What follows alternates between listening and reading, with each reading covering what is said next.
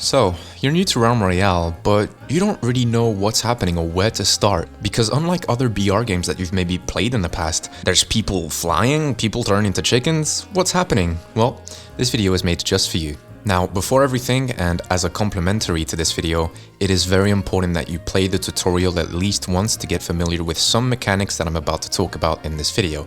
I know it can be a bit boring to go through tutorials sometimes, but Realm Royale has things that not really any other Battle Royale has, so it's very important that you take note and know how to play with them. So, like I said, Realm Royale Reforged is a Battle Royale game. You drop into a map with between 70 to 100 other people, both artificial and real players, and the goal for you is to get the win, be the last person or last team remaining on the map, and get that Crown Royale. Let's start from the beginning and work our way up. In Realm Royale, there are 5 classes that you can choose, and you must choose one of them to be able to play the game. You have the Warrior, who is more specialized in close quarters combat. You have the Hunter, which is more of a polyvalent, really movement heavy, but also very powerful character. The Assassin, also very powerful, and the main sniper class in the game, with whom you will be able to get flanks and various angles on your enemies. The Mage, a tricky but also very efficient class when it comes to self-sustain and also close quarters damage.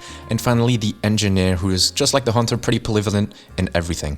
In Realm Royale Reforged, there is a class locking system, which means that when it comes to abilities and weapons, there are both neutral abilities that every single class can use, but also class-specific abilities which only one class can use. If you want to find out which abilities your character can use, go to the main menu, go to your character and press loadout, change the abilities, and you'll be able to see most of the abilities your characters can use. And the same applies for weapons. You have neutral weapons that every single class can use and pick up, and also class-specific weapons which only this class can use. When you land onto the map, you will be able to discern 2 different types of chests. Here are the first one. These are known as neutral chests.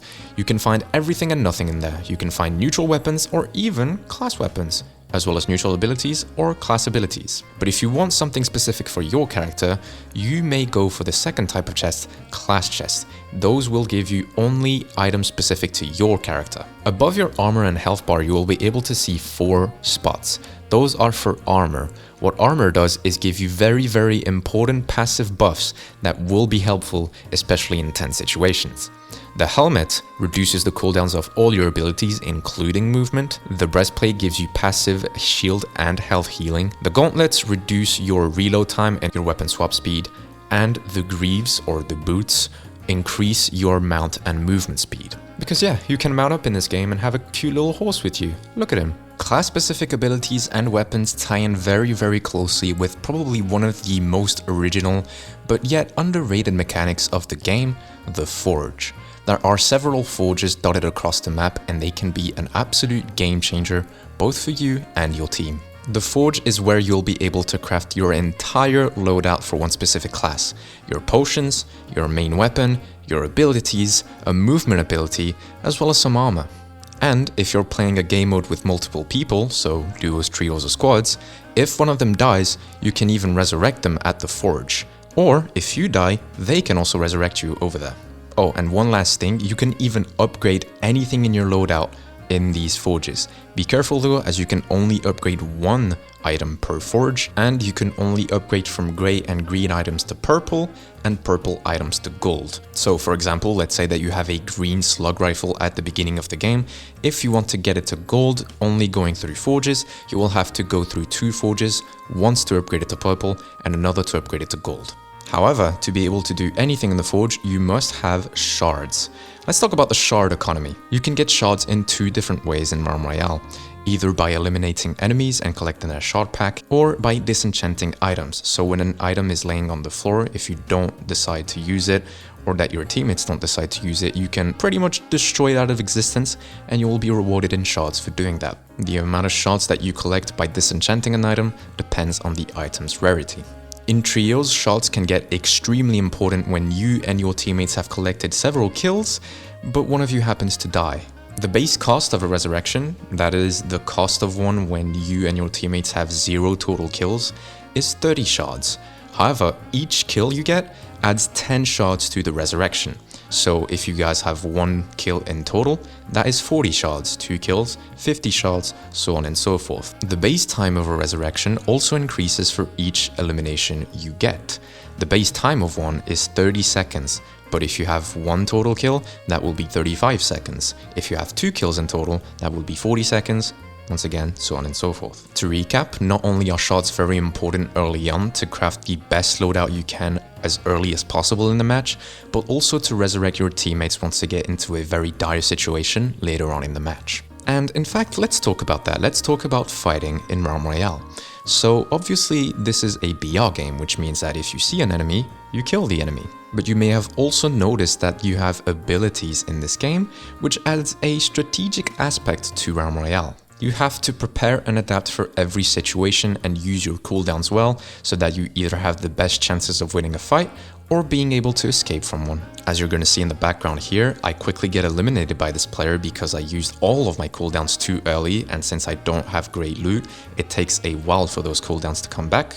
But once I actually apply some strategy to the way I use my abilities, I'm able to take down the enemy pretty easily. There is also something very important that you have to take into consideration, especially if you've played other BR games in the past. While it may be more tempting, for example when you're playing the warrior, to pick up an assault rifle instead of an axe, you must learn that class weapons, which in the case would be the axe, are your best friend. These are by far the most powerful weapons you'll be able to get for your class. You can absolutely use an assault rifle if you want to, but it is absolutely not going to put out as much damage as a trusty old axe. There's also a fighting mechanic that you'll have to get used to in Realm Royale that is even used at professional ranks, and that is the right hand peek.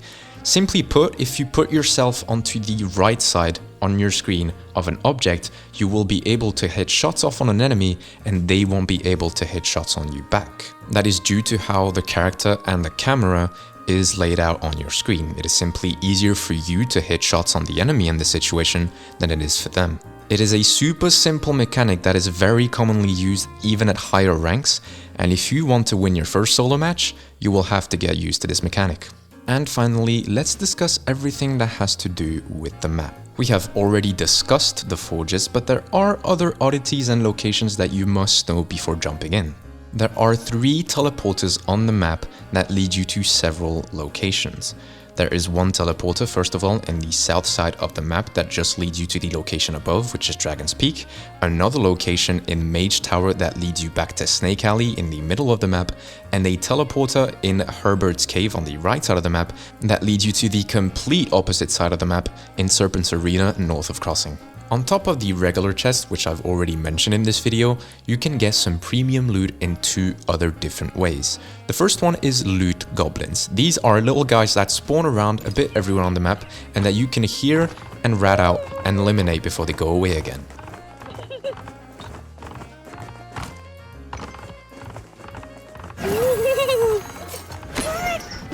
The second one are loot drops. If you've played any BR games before, you are quite used to this system. These are chests that fall out of the sky and give you some pretty good loot. Both loot goblins and supply drops have a very small chance of releasing ancient loot. These are a tier above gold armor and weapons. And finally, let's talk about map events. There are several events in Realm Royale that will trigger during your match, which can give you some pretty unexpected, yet sometimes funny, attributes. Adrenaline Rush gives you the Lightfoot potion effect for a limited time.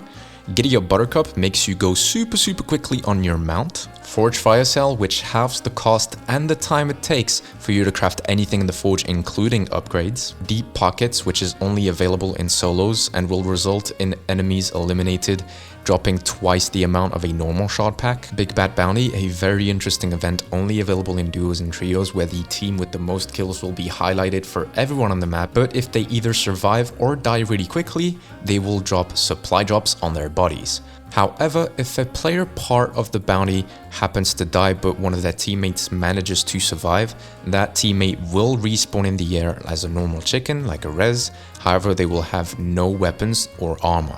And finally, there is Power of the Ancients, an event that can happen between 0 and twice a match and will result in 2 ancient chests dropping, which will only give ancient armor and weapons for the class that you're playing. There is also a small likelihood that alongside your class weapon will drop the Mayhem launcher. If you haven't given it a try yet, maybe you should.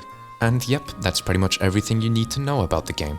Realm Royale is a fairly easy game to learn, but can be quite hard to master, so don't be frustrated or disappointed in yourself if you can't get first wins within your first few matches. Keep going at it, keep on practicing, keep on finding out what's comfortable for you, and you will get that Realm Royale one day. Hopefully this video will help you. In any case, thank you for watching and may your games go well. Have fun.